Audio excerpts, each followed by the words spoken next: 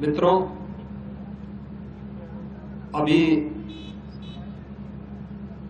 मैं अपने साथ में प्रदेश सरकार के हमारे जल शक्ति मंत्री और यहाँ के जनप्रतिनिधियों के साथ पहले मैंने सुबह पीलीभीत और इस समय लखीमपुर खीरी का हम लोग सर्वे करते हुए बाढ़ प्रभावित क्षेत्रों का निरीक्षण करते हुए मैं यहां पर आपके बीच में आया हूं। 133 गांव जुलाई मास के प्रथम सप्ताह में ही आई इस अतिवृष्टि के कारण बाढ़ की चपेट में है।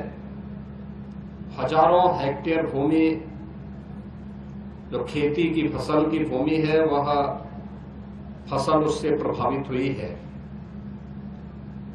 बाढ़ से बचाव के लिए जनप्रतिनिधिगण और स्थानीय प्रशासन यहां पर अभी से पूरी तैयारी के साथ लगा हुआ है। आपने शारदा बैराज के पास और अन्य क्षेत्रों में भी देखा होगा कि समय पर बाढ़ बचाव के उपाय करने के कारण बहुत सारी जगह में अचानक आई इस बाढ़ के कारण जनधन की बड़ी हानि को रोकने में मदद मिली। आपके जो विधायकगण हैं, जनप्रतिनिधिगण हैं, इनके द्वारा जो प्रयास समय पे किया गया था, आज उसका परिणाम है कि एक बड़ी आबादी को हम लोगों ने इससे बचाने में मदद की। लेकिन नेपाल और उत्तराखंड से काफी बड़े पैमाने पर पानी छोड़ने के कारण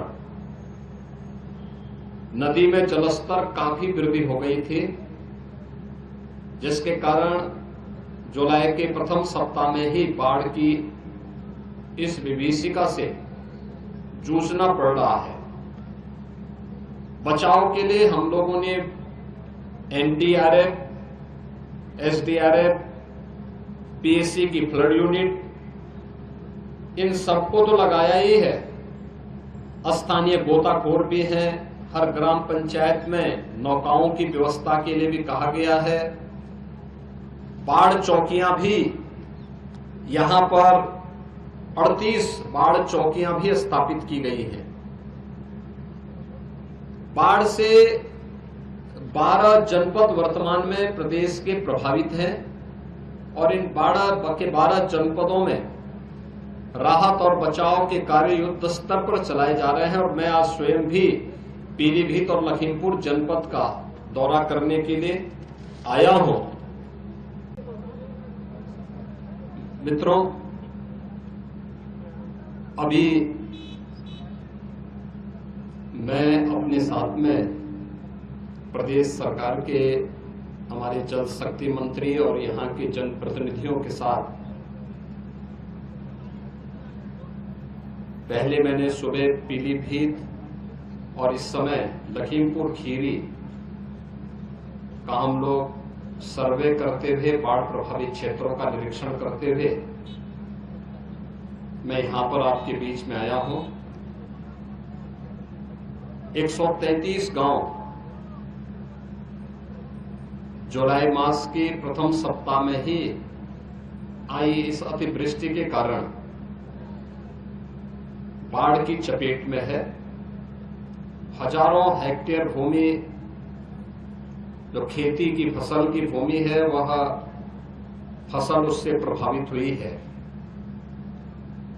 बाढ़ से बचाव के लिए जनप्रतिनिधिगण और स्थानीय प्रशासन यहां पर अभी से पूरी तैयारी के साथ लगा हुआ है। आपने शारदा बैराज के पास और अन्य क्षेत्रों में भी देखा होगा कि समय पर बाढ़ बचाव के उपाय करने के कारण बहुत सारी जगह में अचानक आई इस बाढ़ के कारण जनधन की बड़ी हानि को रोकने में मदद मिली।